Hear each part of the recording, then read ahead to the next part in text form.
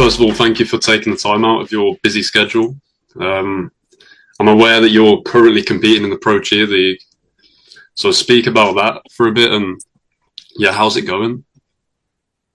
It's been great. We actually compete again tonight, and this will be the second competition I've attended of the season. My specialty in the Pro Cheer League is I'm like a specialty flyer. So in all of the games we do, I'm the one that does the hang time for the biggest basket. I do co-ed endurance for the most QB popovers in 45 seconds, and then I do the co-ed big trick, which is basically the hardest skills possible that you can do in 30 seconds. And then I also participate in the quarter one team routine. Yeah, well, it's I've seen your stuff and obviously it was amazing to have you a part of my film because you're such a popular person. I think that's because you're always pushing yourself and some of the stuff that you're doing is just amazing. And how fun is it to create your own routines, or how much creative freedom do you have to come up with it? It's super duper fun actually. I love the pro cheerleading and what it's been offering the cheer industry because in college right now, they have a ceiling on what we're allowed to do. We're not allowed to do certain tricks and we can't really push the boundaries in college up to an extent. And with Pro Cheer League, I mean, we still have a little bit of a ceiling, but they've drastically raised it a lot. And I think it's like the next big evolution that we've seen in the cheer industry, and it's growing like astronomically fast. And as far as like the individual games, I have complete creative freedom with the big trick. That is kind of like it's not really a mini partner stunt routine. It's more just like you have five elements that you can do, and it can be any five elements. So you get to push as much as you want there. And then with the basket, they tell you what the basket is ahead of time so you can train it. And then with the co-ed endurance, it's really just the amount that you can do. So like when you're practicing, you obviously want to get as many as you possibly can for popping back and forth. And the team routine, they change choreography slightly every time just so it doesn't get boring for the crowd and for the rest of the judges. But as far as the basket that I do in the routine, I change that every time. And then the skill that me and Josh do when like the whole team kind of ducks down and choreography, we change that every time as well. Cool. I mean, there must be obviously the rewards are massive, but the risks are injuries, aren't they? And I'm sure that you've had a few injuries. Yes. Um, the injury in the film that we went for was an ACL injury. I was just hmm wondering what your biggest setback was and what did you do to overcome that? So I've had two. I did gymnastics for 16 years prior to cheer. So the biggest injury I think I've ever had in my life was when I broke my neck and my back in gymnastics. And I had a fall off the high bar and I partially tore ligaments in my neck too. And then I also had a grade three concussion and was out of school for 3 months and out of sports for 6 months. So I had like memory loss. I had to relearn how to read and do math. Like it was a really bad injury. And that was definitely my biggest setback athletically so far. But one thing that's funny about me is I feel like I pushed myself so hard that, my body's always kind of falling apart. So when injuries do happen, I typically do come back better because I can finally heal all the other little injuries I've had. And it ends up being for the best, even though it's really hard at the time to not, participate. But I will say for cheer, I think the biggest injury that I've had has been my shoulder. And this has been an injury that's kind of affected me for the last 3.5 years. But I have a torn labrum and a torn IGL ligament in my shoulder. I'm actually getting surgery to repair it in May, but I've been pushing through it the last 3 years to try to get through college season because the surgery, it's a 6 to 9 month recovery. So I would have missed an entire cheer season. So I've kind of just been trying to get through my last year of college eligibility and then get it taken care of. Yeah, and you speak about like the physical side of it, the mental side of it to push through as well. I heard a story that you found out that you were being cheated on just before Daytona, and I just wanted to Yeah. first of all ask because I always hear Daytona. Like, what's the Yes. significance of that in cheerleading? Is that what's the importance of it to a cheerleader? Daytona for college is the only competition we do. So, and we're like a year-round sport. So we train from literally May when tryouts happen all the way till the first week of April where we compete, and we only compete one time. So the stakes are on, you invest your entire year into a 2 minute, 30-second routine, and you for sure get to do it twice. So day one and day two, which is prelims finals. And then if you win finals, you get to advance to the grand championship, which is day three. And then on day three, when we're done with the team routine, we do partners time. So we can be 4 times total, hopefully, in that period of that 1 week. And typically it's just the most exhausting and mentally draining experience Yeah. and physically draining experience you can go through. But it's also the most fun. And like, we just get so excited at that point to show everyone how hard we've been working. And I will say, like, your mindset definitely has to be right because it's not like other sports where you get, multiple preseason games, actual games, multiple different locations. Like, the pressure's on. You get one chance. Yeah, you said about you've cheerleaded in the NBA, and Mhm. you said Michael Jordan was one of your inspirations. Yes. What's the reason for that?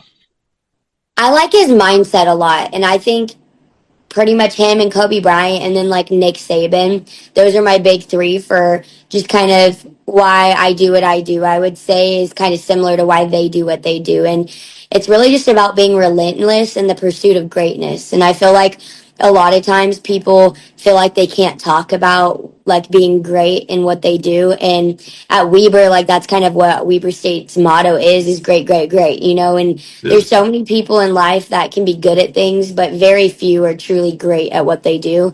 And I also think it's about giving back to the people that are coming up, the youth of the industry.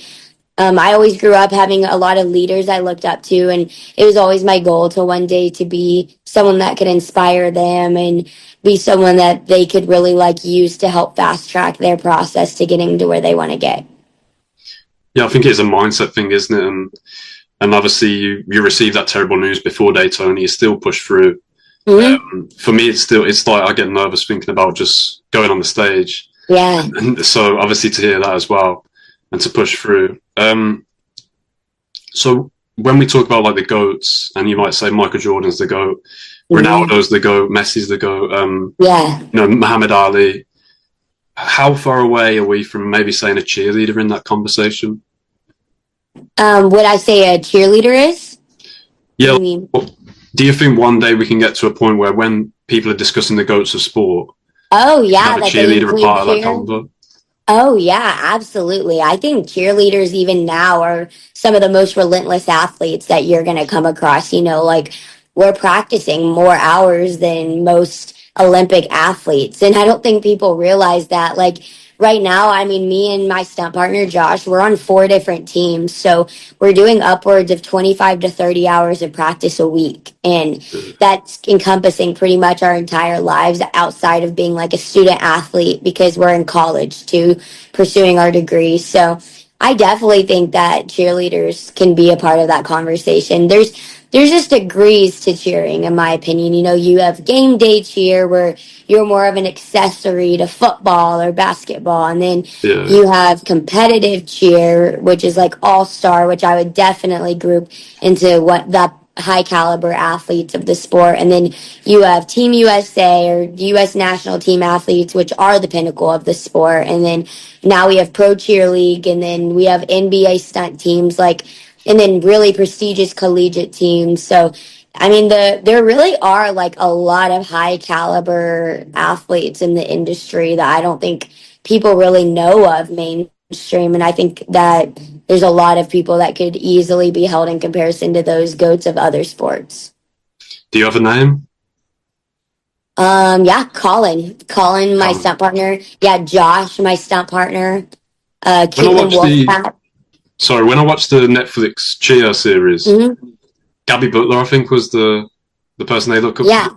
Is she up there as well? I would say she is the most famous cheerleader of our entire industry, and Yeah. the impact that she's had culturally, socially, and just the even just like getting mainstream people to like know and understand our sport.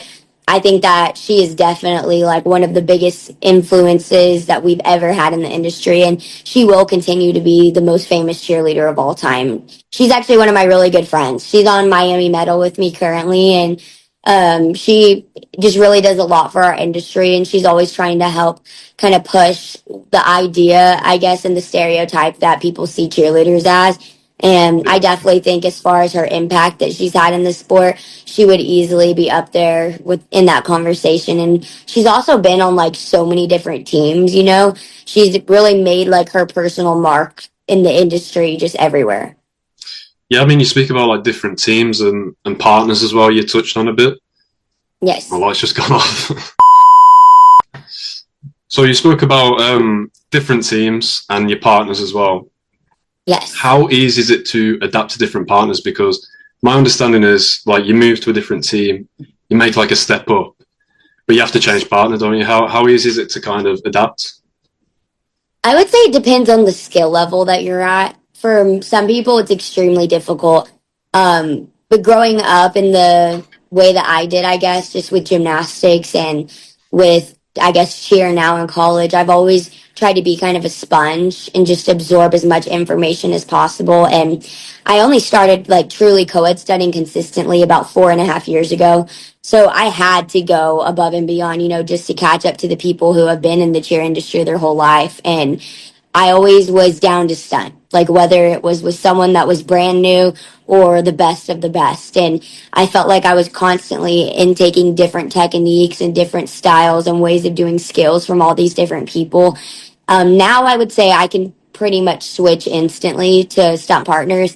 But I mean, 3 years ago, I really needed to take some time to get the timing of the person I was stunting with. And I always say that like you can be good at stunting by like being able to do skills on other people, but you can be great at stunting when you can change your technique and adapt to the person that you're with. Yeah, yeah. There's obviously so many people that want to get to the top, and I guess it's always changing, isn't it? And Yes. um, you said about kind of it being a supporting sport, so it's Hmm. like my first introduction was probably like a High School Musical thing, where it's kind of on the basketball games, it's on the football Yeah. games in America. See, and you're saying how important it is to be seen as now, like this is actually the main event. Yes. Yeah, how cool is that? First of all, I think it's awesome. I really like seeing I guess, just the societal and cultural impact of the last 5 years. Like when I started cheer, that was the first year that the Netflix show had come out. And that was really the first time what we do had really been seen mainstream anywhere. Like hmm. people that didn't do cheer started to like be like, why are they throwing girls in the air? Like they started asking these questions. And now we have Pro Cheer League 5 years later, and there's sports betting going on. And in my personal opinion, I think like sports betting is one of the main components to getting people interested in sports, because unless you're really an athlete performing in it, you're not going to have much investment in it unless there's money behind, right? So a lot Yeah, of times hearing that people are starting to sports bet now on us in the Pro Cheer League, it's, to me, that's like a big deal business wise and economically. Just it's going to get more people involved, and it's going to be get more people caring about what we do. And I really like the production of even Cheer Live from 2 years ago. It was like a concert, and you got to pay to watch all of this professional cheerleading happen. And just seeing the amount of people willing to pay, like we sold out Atlanta. That was easily one of the biggest competitions I've performed at in my life. And it wasn't even like a competition against really other teams for one routine. It was like it really was set up like a basketball game. Like there's quarters, there's a point system, exactly where you rank after each quarter. And I think that that's kind of what we've been missing, because that's like a sports relationship that people are familiar with in mainstream, and they can relate to that.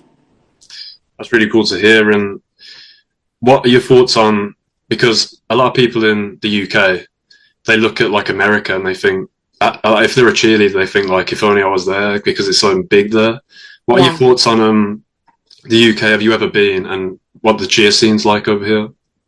Yeah, we actually have a couple of cheerleaders on Weber State from the UK, so we know that the cheer in UK is kind of awesome. There's a team up there, I think, called Unity All Stars Black. Am I correct?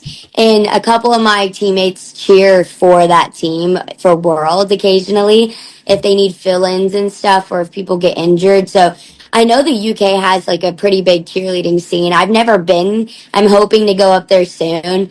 I travel in Europe all the time over the summer, and I'm branching off to Asia this summer, and I branched to South America last summer. So I'm trying to make my way around the globe truly just to try to help continue to elevate our sport. So I would love to Yeah, come. that's another thing as well. Like if you can make it worldwide, which it definitely is, then yeah, that's another thing. And basically, like, what would you say to people like me? What advice would you say to like how we can help? Like we want to grow the sport. How Yeah. can we help? I would say reaching out to your International Olympic Committee representative. Like in my opinion, the best way that's going to really like progress this sport and truly advance us to the next level is getting us in the Olympics and it being truly seen and respected as a sport. Because unfortunately, right now, what's happening is when we're trying to make money, there isn't really a industry that's set up to benefit the athletes currently. It's mainly benefiting the administration and the people behind the industry, right? And the Pro Cheer League is the first thing we've even had to pay cheerleading ever. And even on the U.S. national team, we're paying like about $1,500 plus a year just to cheer on that team, and then you're paying $130 just to try out, and you might not even make it. So there's like all this money that's flowing into the sport, but it's not being distributed back to the athletes. So I think with us being in the Olympics, that's going to be a very, very good first step, and then brand deals and sponsorships is really the only other way that athletes like me are making money currently. But when you're trying to go after those big brands like Nike, they're not really looking at cheerleaders, they're looking at Olympic athletes to sponsor. So that's kind of where we've been lacking in the area. It's like the competition for our sports niches with people like Michael Jordan and Simone Biles. It's not really with people even like Gabby Butler right now or me because we're not in an Olympic sport. Yeah, and it's great to be in the Olympics for 2032. If I'm not Yeah. mistaken, you'll be 29 years old. How Yes. excited are you for that? And I think 29 would be like in your peak performance, I think. Absolutely, I hope so. We haven't been approved yet for 2032. That's just the next upcoming Olympic cycle that we're hoping to get administered into. In 2028, that one will be in LA, and they already said no to us. So 2032 will be in Australia. So I'm really hoping that at some point this summer, I can go up to Australia to talk to their IOC rep. In America, it's a little bit complicated about the relationship with our IOC rep and then their relationship to the industry. So I feel like what y'all can do, in the UK is figure out who your rep is, go and talk to them about the impact that cheerleading is having worldwide and the amount of people that truly are doing it in the world and the amount of countries. Like just at ICU alone last year, there was like over 100 countries there. And I'm like, that alone shows that we need to be at the Olympics at this point. Yeah, I definitely feel like it's growing over here. And at 29 years old, if you do get into the Olympics, is that like, is there a certain age where you start to see people maybe this is coming to maybe the end because it's a Mhm. lot of injuries in the sport. Yes. You basically how long does a career go on for So it at the top depends what, level? yeah, it depends what your specialty is in the sport. I would say stunters can last a lot longer in the industry than tumblers just because your ligaments, joints, bones, they deteriorate a lot faster on dead mat. And when you're at the highest level, that's typically all you're on is dead mat, which is concrete with a 1 inch mat rolled over it. At Pro Cheer, we actually do have a spring floor, so I could see a lot of the athletes lasting 10 more years, on that spring floor compared to the dead mat tumbling. And even in gymnastics, they tumble in spring floor and they are 26, 28, 30. In cheer at Weber State, we have the oldest member on our team, I think, is 34. So we have athletes that are 34. The oldest boy we've ever had was 37. The oldest female we've ever had was 30 flat. And then we have people as young as 18 on our team too. So the age really fluctuates. And I would say that for me personally, I'm a stumbler. So I stunt and tumble. And I could see myself doing both for probably another 8 years, I could say. And I feel like it just depends, the prehab you're doing. How are you taking care of your body? Are you sleeping? Are you recovering? Are you eating? Are you out partying? Like all that kind of stuff really does take a toll on your body and what it's able to do for you.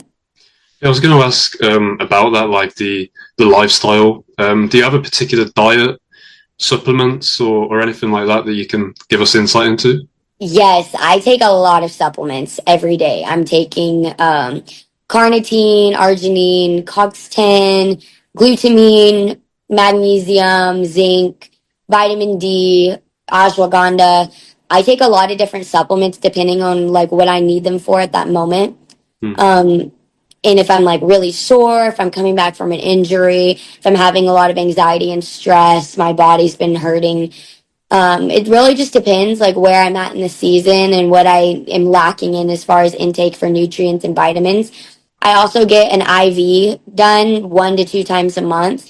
And in that IV, I get Toradol and a lot of other supplements and vitamins and pretty much just anything I'm lacking in my diet, I try to get in that IV bag.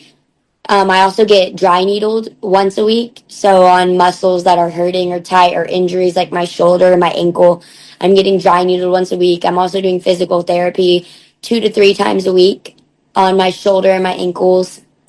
As far as diet goes, I'm allergic to gluten, so I already kind of have a hard time finding stuff to eat, but I try to take a lot of fruits, because they're kind of fast carbs and they are healthy for you, but also high in sugar for athletes, which is kind of what we need. And then I try to eat/drink anywhere from 40 to 50 grams of protein a day.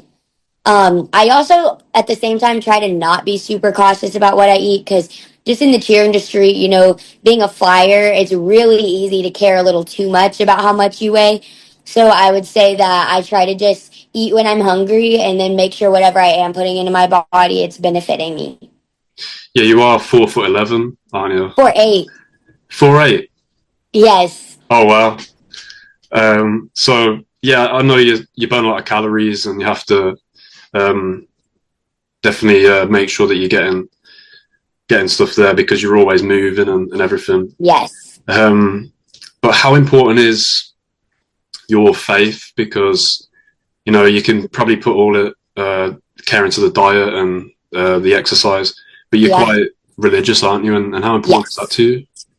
So I don't know if religious is the right word because I don't really identify with any specific religious group. I grew up Christian though, and I would definitely say like I'm still probably what you would consider a Christian, but I don't go to church, it's not even like it's not like I don't want to go to church. It's just, doing the profession I do, I'm gone all the time. I don't think I've been home on a Sunday in over 7 months. So it's really, I don't have time to go to church. So I always try to keep as close of a relationship to God as I possibly can and just make sure that like all the benefits and the blessings he's given me that I'm able to give back to him. And I always, every time I pray, I always just try to make it known that everything I do is for God and for spreading the word because even if you're not religious, I don't think there's any harm in having a moral compass and any harm in having faith in a higher power, because at the end of the day, when this life is over, like it's like what's next. So I think that that's always something that brings me comfort is knowing that anything I do is for a greater good. And I don't think there is any harm in having hope. And I think hope is kind of something that everyone from all over the world can relate to is when you're at the lowest lows of your life and you don't feel like you have anyone else to lean on, at least for sure there's always one person that has their best interest in you. Yeah, and you say that you moved from the valley to Weber was a big change in environment for you. How important Yes. is being in the right environment? Because I'm thinking there might be people listening where they might feel they're not in the right place or their talents are being like wasted or something. Yeah. How important is it to you to be in the right environment? And what does They the right always, environment look like? yeah, they always say like the 5 people that you surround yourself with most are the people you become like. And I always try to surround myself with people older than me, more educated than me, more experienced than me, because then I'm always intaking information and learning new. And then I always like to surround myself with two other people that I see potential in that could make their way up to the top as well. And I always try to be that influential figure for them in a positive way and just try to be a role model as best as I can, while also still being a sponge and willing, to take in information from other people. I think that the five most important people in your life, like, really do make a difference in where you go. And, if you're surrounding yourself with people that are partying, you're probably going to become a party animal. If you're surrounding yourself with millionaires that are doing the best in their industry, you're probably going to become the best in your industry. And it really is just how that works. And going from Texas to Utah was a very big culture shock. And kind of going back to religion, the LDS culture here is very big, and that's been a really interesting environment for me to be around. Is the Church of Latter-day Saints. I've learned a lot being in Utah. This is like a very big hub for that religion. And going in Texas, we didn't really have people that really resonated with that religion as much. It just wasn't as big socially there. And I think that that was one of the biggest culture shocks I've experienced. And then also just the team I was on in Texas, like, it was very diverse. People from all over the world, from all different backgrounds, upbringings, and cultures were at Trinity Valley. And then at Utah, I would say that it's pretty much everyone is born and raised in Utah. There's a couple of us that came from those schools in Texas, but there's a lot of people that came from Utah that stayed in Utah, and I would say I think it's super important to surround yourself with people from all different parts of life and upbringings, because it shows you that kind of just that you need to be able to get along and you need to be able to understand people that didn't grow up the same way as you, because in life, like, that's all that life is about, is being able to connect with people who aren't like you. Yeah, it's really great advice, and I listen to all of the podcasts that you do, and there's always some great advice in there, and always like a quote that people can really learn from. And it just made me think, like, do you coach? I know that you're performing right now, but do you coach like younger athletes? I do. I actually have a mentorship business called Alpha, and that mentorship business is all about kind of helping athletes excel at the level that they want at, regardless of their age. And the youngest girl that I talk to is 6, and then the oldest is 15. And I have about 9 athletes that I talk with weekly on the phone and mentor. And then I have a lot of mentors as well that work for my company that also continue to spread their knowledge to the youth as well. Also, when I'm traveling over the world every summer, I'm kind of trying to mentor and mental coach as well as physically coach. And I always make sure to just make myself available. Even with you reaching out to me, I try to make sure that I'm responsive to people and always able to give feedback where they need it. Yeah, it seems like you're a great ambassador for the sport, and kind of like a spokesperson as well for the sport in a way. Thank you. Yeah, like you're definitely, your presence will definitely get more eyes onto the sport, and even people like gymnasts as well that kind of like can look at you and see your journey, and from gymnastics to cheerleading. What was the change there, and why did you stick to cheerleading instead of because you started with gymnastics? Yeah, so with gymnastics, kind of like I was telling you, I just had a lot of injuries, and the town I came from was very small. Like, it was not a prestigious gymnastics or cheer location, like, at all. There was no coaching really beyond level 8. So I got to level 9, and all the skills I was learning was literally me teaching myself, and I was just kind of yeeting myself. I didn't have fear. I still don't really have fear. For me, cheer is almost a little bit less scary because at least there's people there that are supposed to catch me, and in gymnastics, there's no one there to catch you if you fall. So that transition for me was it was more based on, in gymnastics, the way that the sport is now. If you're not on the U.S. national team by the time you're 14, you're probably not going into the Olympics, and even college now, like, colleges are filled with past Olympians. So the gymnastics industry is just super duper, like, competitive, and you have to be in a big city where access to coaching at that level is available.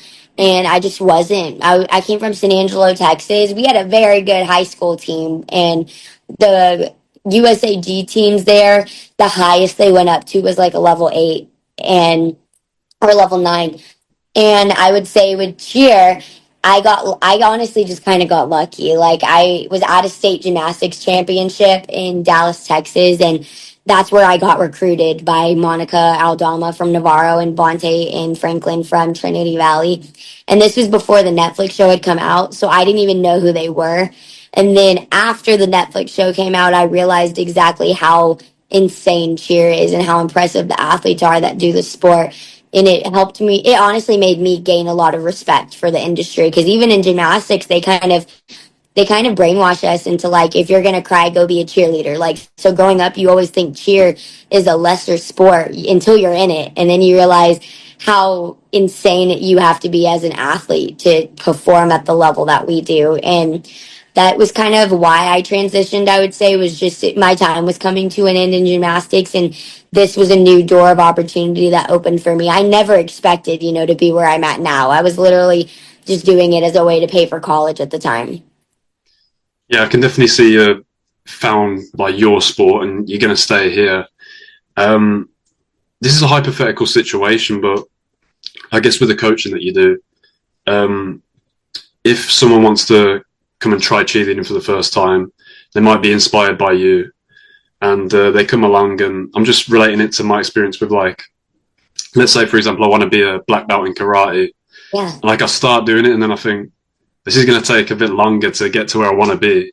Yeah. What do you say to those people where they kind of like lose interest a bit, and how do you prevent that from happening where they want to stick to it? I would say you cannot rely on motivation to do well in anything, because motivation is the most inconsistent emotion that we experience as humans. I like to call it a reason why. Like, you have to have a reason why to do what you do every day. Because if you rely strictly on motivation, we're probably going to be in the gym maybe 4 times a week. But that reason why can get you in the gym, 14 times a week. It can get you in there twice a day.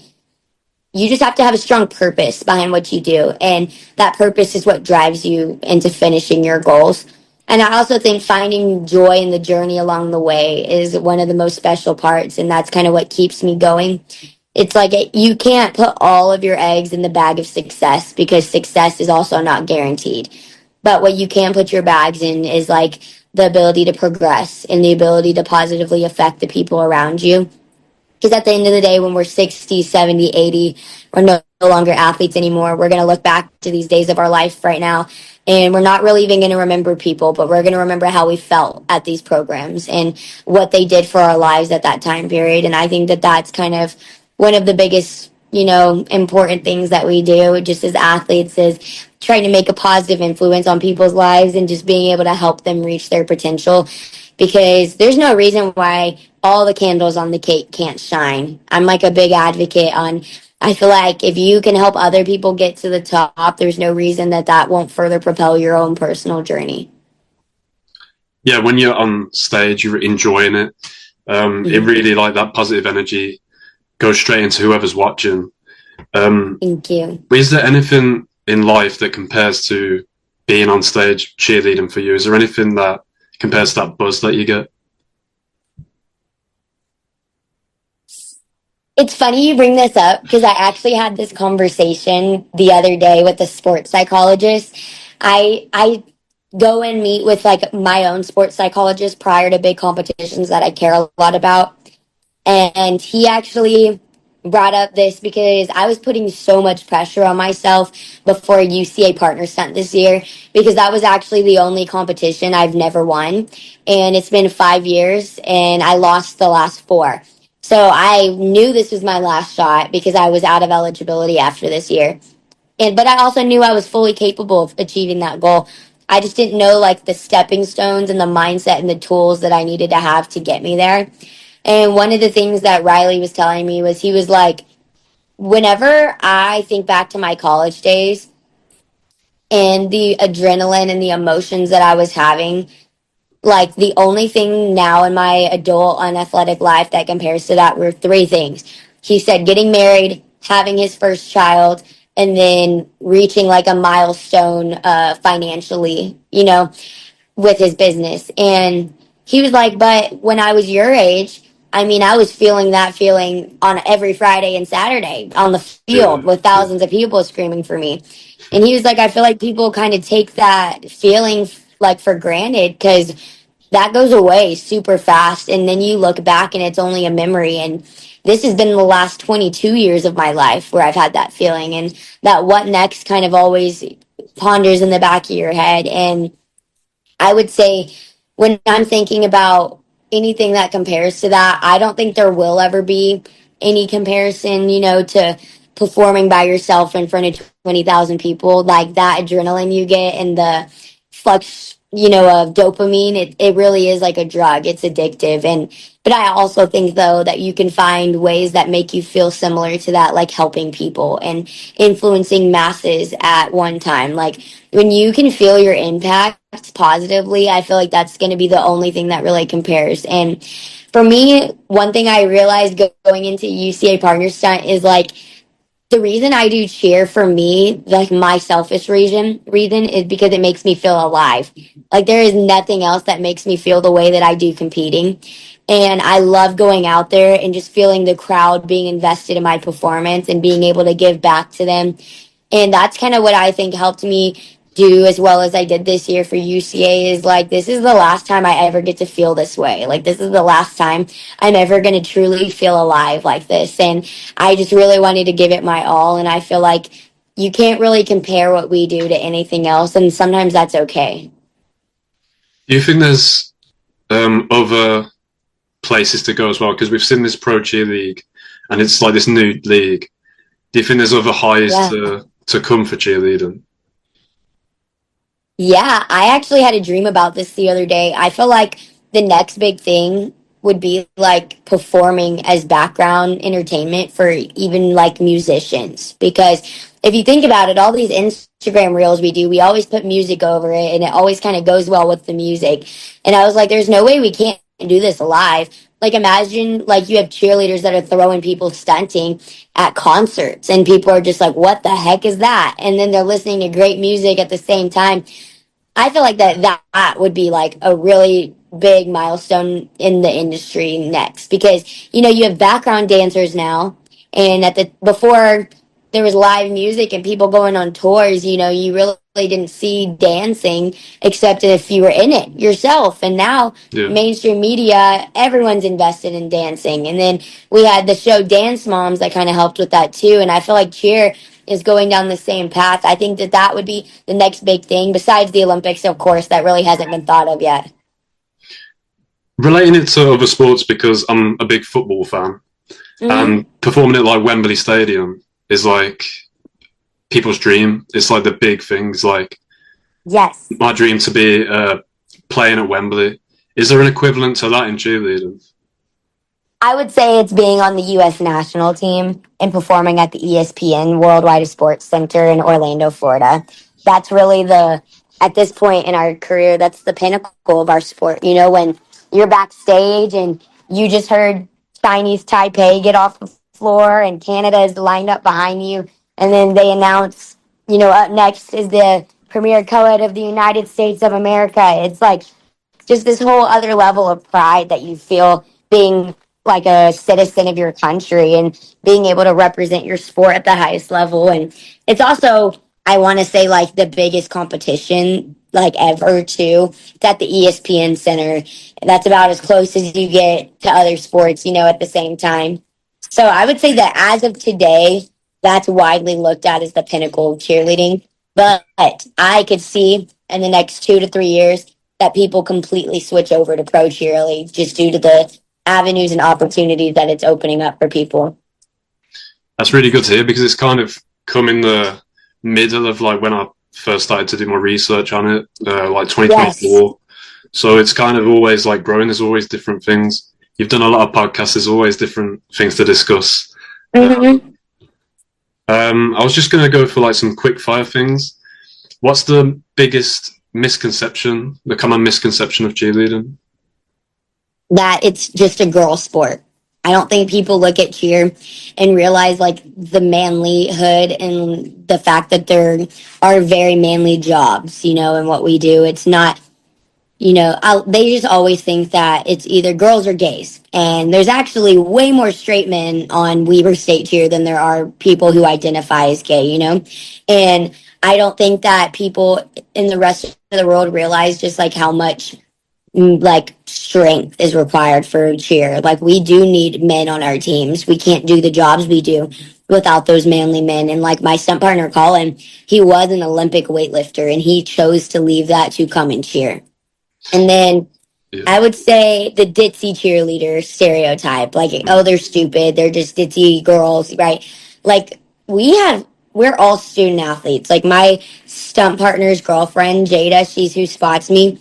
She's like a diagnostic ultrasound technician. I'm a biomedical engineering major. Like we all have very prestigious degrees because like that's why we do what we do is we want to affect the world positively, and whether that's in cheer or in our career, like that's why we have big goals, I would say. Yeah, I can see the relation between weightlifting and being a base. Is that role? Mm-hmm. Yeah, but base and flyers, and yeah. So there's obviously different roles there that require different characteristics, and a place for Absolutely. everyone. Would you say? Yes, absolutely. Um, like growing up in high school, it was actually always really hard for me to be so small. Like I was always getting picked on for it. And now it's like I have a place where I belong. I'm used to being around people my size. I never like walk into a room anymore and feel like the odd one out. It's really funny. And like that really did become my role, is like I'm the one that they throw in the air and at the top of the pyramid. And yeah, like if you're kind of a larger man that's been in Olympic weightlifting your whole life, you're probably not going to be a flyer, but you will be the one throwing the girls. Yeah. I play a judge in the film, The Cheerleader, my first short film. Mm-hmm. How is cheerleading judged? And do they take that into consideration of like, do they take different things into consideration, or is it just like a score system? Yeah, just what's the judging like? It depends what competition you're at, and it's extremely inconsistent. And right now in the industry, that's the biggest problem we're having on why we're not in the Olympics is we don't have a non-subjective scoring system. It's completely based on if the judges just like you that day or not. There's no point system. There's nothing that you can really have a raw score. You don't even know what score you're going to get going into a competition. It literally changes at every single competition every year.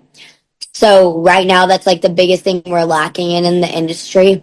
And I would say I can break down like key differences for you between pro, college, USA, and partner stunt, but even within those are different. UCA versus NCA in college, two completely different scoring formats and two different competitions. So it's very hard to come up with like a generic scoring system, I would say.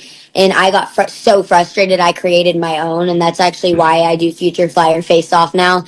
And I created my own partner stunting scoring system, just so that way I can kind of give some fairness back to the industry and so transparency, so people know what they're going to get if they perform the routine that they want to perform walking out of the competition. But I would say as a whole, you're based off of overall impression, which is do the judges like you that day? Is your routine presented well? Then you're based on difficulty. Difficulty has no scoring behind it. You can max out at a straight full in college, but then we have boys that are doing full, full, full, full, full, full, full, and then we're still getting the same difficulty score.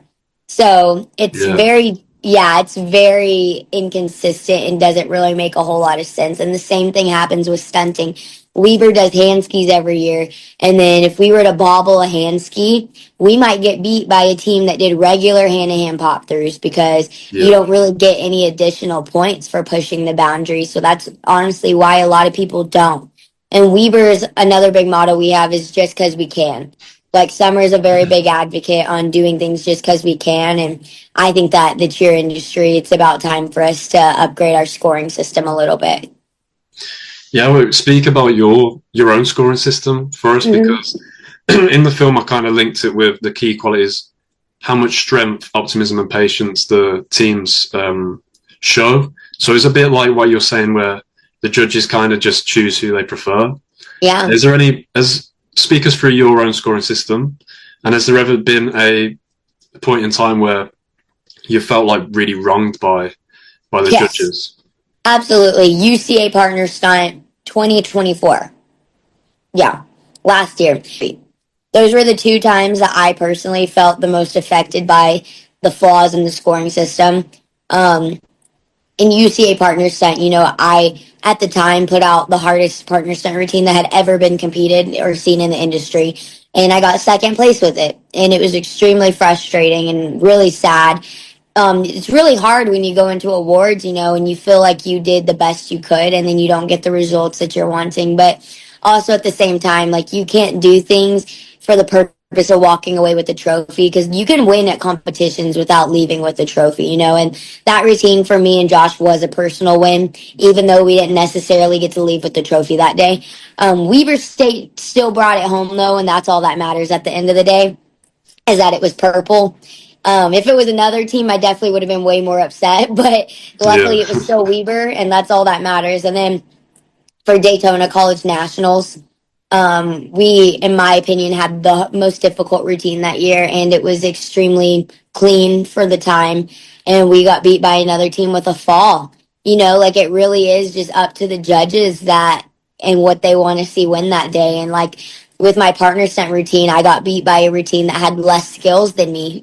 So it really is just super subjective and inconsistent. But also at the same time, I had to completely change my mindset and instead of like asking or getting mad at the judges, I'm like, well, there was room for me to leave the door open. Like I left room for them to not give it to me. So I ensure now at every competition I go to that the door is slammed and there's no way that it's not going to go to me. You know what I mean? yeah. It's good to hear because compared to other sports where it's like whoever scores the most goals wins, it can allow the underdog to kind of get the better over like the underdog can win, so it can make it probably more Yeah. um you don't know what's going to happen kind of thing, maybe. But maybe that's not good Right. for performers like you that have rehearsed it for so long. Yeah. Yeah. But maybe on an entertainment point of Yeah. things, it I can think be, yeah. the best changes that could be made is where we can get a book of points kind of similar to gymnastics and figure skating, like where when you build your routine, you know what each skill is worth and you know exactly what your raw score is going to be if you hit that routine and execute it. I also think we need to get rewarded for bonuses. Gymnastics, you get bonuses for doing harder variations of skills. In cheerleading, that needs to be the same as well. We have to have ways where you get rewarded for pushing the boundaries because that's how sports are respected. But at the same time, we also need to have consistent deductions too for when things aren't clean, when they are falling. Like there isn't a reason for a judge to be able to take 5 points off of one for falling and then zero point 0.5 off of another. Like it Hmm. needs to be consistent across the board so that way people know exactly what they're going to get. And so it's transparent and it can't just be looked at as like, oh, I guess the judges just didn't like me that day. You know what I Yeah, mean? yeah, We yeah. put so much time all year long and money all year long to go to these competitions and just cross our fingers, like you need to be able to know what you're Hmm. going to get. Yeah, definitely. And just to wrap things up, because I know you've got to go because you're super busy. Yes. It's a question that we always ask on the podcast: is who would who would play you in a movie of your life? Do you have any actor, actress that you would choose? I would say Margot Robbie. That's a good choice. Yes, I love her. I also think that like her personality, I mean, I obviously don't know her personally, but looking at the characters that she plays that really well, I feel like the Mm. witty personality that's kind of like goofy and like super ADHD and all over the place, I feel like she would fit me well. I feel like she is really tall though compared to me, so I don't know how that would be, but I feel like I just like her personality and how she portrays the characters that she gets to perform. And I think that if there were to be like a movie made about me in my life, I think she would be able to play all sides of Hailey D'Lynn. Yeah, that's a good answer. And favorite film? Favorite film of all time. That's a hard one. That's a really hard one. I would say give me a genre. That will help me. Give me a genre. Because Well, there's so many. That's yeah, like a hard answer. I've already heard your opinions on the cheerleading films like Bring It On and Hmm. things that I went and watched to just know what other people were doing. Yeah. And obviously that seems quite popular within like cheerleaders, doesn't it? Bring It On. It Yes. seems really massive. So maybe just something completely different from Okay. sports, like From sports. Okay. yeah. I would say this is like kind of random, but I like Suicide Squad a lot. Oh, okay. Yes. Margot Robbie fan. Yeah, there she is. And I think I might have just thought of that because we were just talking about Margot Robbie, but I like Suicide Squad a lot because I love all the stories behind each character, you know, and how Yeah, it shows that they ended up where they're at, and that even though people might look like a villain, they're not necessarily always driven by like bad intentions, you know. And yeah, I also like the movie The Boys in the Boat. I don't know if you've ever seen that movie. It is also kind of a sports based movie, mm, but it's about the story of the Olympic rowing team that won the Olympics. And they actually started out as a team of walk ons that were never destined to go anywhere in the sport. They were the JV representative for the rowing team, and they came from literally no athletic background, but they all had one thing behind them, and it was purpose, you know, and it was mm, drive, and it was a reason why. And my first year at Weber, our motto was row the boat. And what that kind of means is like everyone on that rowing boat has their own part. And without one person, the boat can't row. You know, like we all play our part and we all add value to the boat. And then you also have your person that's yelling at the front of the boat, telling you how fast to go, making sure the strokes are even. And that's kind of our coach. And the funny thing about the way the boat is formed is the coach is looking back at the other teams. All the rowers are looking straight ahead and they're not concerned with what's going on around them. And it's kind of that blind trust that I feel like is really in depth and resonates well with cheer. Is like we're looking ahead at the shore. The other teams are looking behind us at where we're going and the standard that we were setting. And that was kind of the big motto that really helped us get our victory my first year at Weber. And that's kind of today since been one of my favorite movies of all time because that movie single handedly, I think, really brought all of us together and helped us realize that like we can trust each other and that we're all important. amazing. And just to end on this question, because Yes. I know it's really important to you because you have it tattooed on you. The Hmm. phrase is never let anyone steal your joy. Yes. And this is something that obviously it stuck with you so much that I think it was like from some like the first advice that you got, and then people kept saying it around you. Yeah. It really stuck with you. Do you have a phrase of your own that you would say that could maybe have the same impact on someone else? I would say proud but never satisfied. That's actually another quote I have on me now. I have two tattoos now, and that's the second one. I got proud but never satisfied once I finally won partner stunt my first time. And for me, like that was the dream of all dreams. That was my goal since I started cheer. But then I knew that once I achieved that, there was still more to come. And I feel like it's always great to be able to look in the mirror and be proud of the person that you're looking at, right? But also at the same time, never be satisfied in life. Like you're going to go as far as you're willing to put your aspirations and goals to. And any dream is possible as long as you have the steps and the plan to execute, right? And I feel like if you can always just stick to that motto, like be proud, but also never be satisfied with anything, you'll never become a complacent person. You'll always be striving to the next goal and the next possible thing you can achieve. Yeah, it's amazing. That was exactly what I was looking for. And any plans for future tattoos or? Yeah, I want to get one more. And I want this one to kind of represent just my time in cheer because it's about to come to an end, you know, with college at least. I want to get the chemical compound of adrenaline on my shoulder.